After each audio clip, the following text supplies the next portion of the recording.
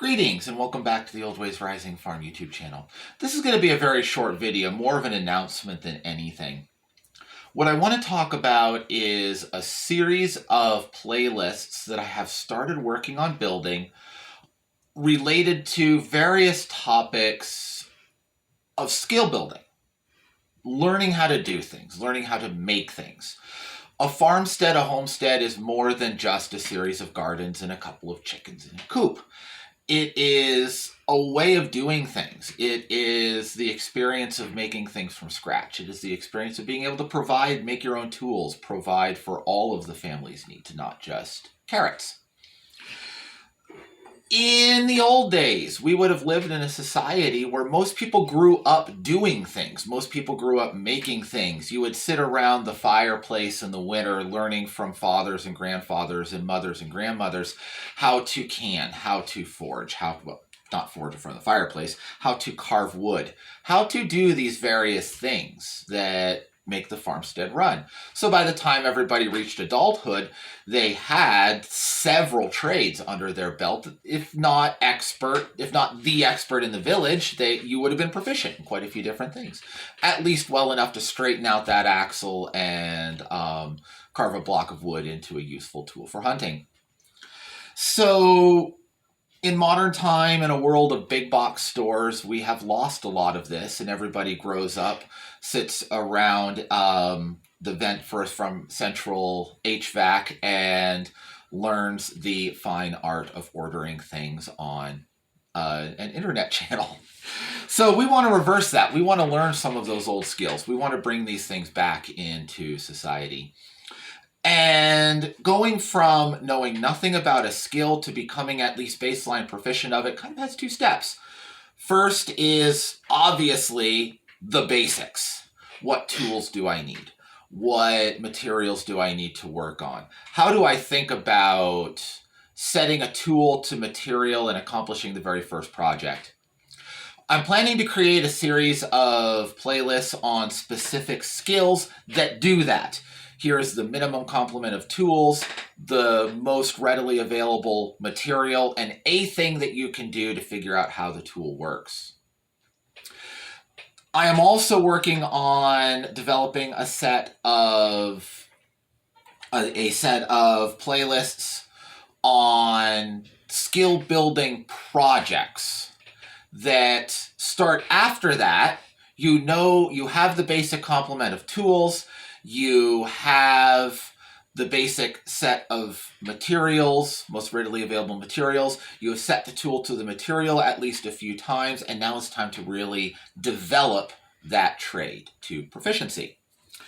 A good skill building project is not necessarily the absolute simplest first project that you do, but it's a project that involves a number of different operations that you're going to do repeatedly. And you're going to need to do your skill building project. Pick one.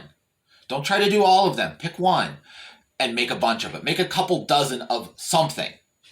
So I have two examples here that I'm working on preparing for you. One I've already filmed and need to do some editing and uploading, and we have very slow internet, so uploading is a non-trivial process where we live.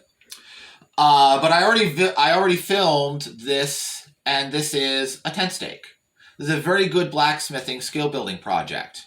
Not the simplest. It's not the very first thing you'll do, but it's a very good thing that you can make a couple dozen of. It's a good skill building project because it has multiple operations. We have drawing out to a taper. We have a square angle bend. This one came out a little bit more square than that one, but you can see the idea. We have a twist. We have a curl, often done in ornamental work. And if you're doing a lot of outdoor stuff, you'll want these in a lot of different sizes, shapes, weights, levels of sturdiness. They also make great gifts. So you can make a whole bunch of these and not feel like you're just wasting your time doing something rote. Very good skill building project. Another one is the mortised head. The mortised head, this one is, I've been doing these with a dovetail mortise. This one's not fully cleaned out. Still a work in progress, obviously. But a duck decoy with a mortised head is a traditional New England style. This body shape was taken more from a Midwestern style, typified by a carver named Duncan Ducharme from up in Canada. So I'm combining two different styles in making these. Canvas back, this one's going to be a golden eye. This one already is painted as a Drake scalp. Again, this is a good skill building project. There's multiple different things at play here. You have crafting the body, cutting this out with a draw knife. You have chopping a mortise. You have fitting a piece into that mortise. You have carving detail. So a little bit of chip carving and relief carving techniques here and carving the beak out. You have fitting eyes. You have a lot of things that go into this that are in and of themselves skills. And if you're going to carve a batch of decoys to hunt over, again, you're going to want a couple dozen. So you can make a bunch of these, practice the individual skills, and not feel like you're going to do it rote. Also, in both of these, you don't want to start doing curls and twists on metalwork right away because you're going to judge yourself harshly if it's not perfect. So you can work on getting these as perfect as possible, make each one better.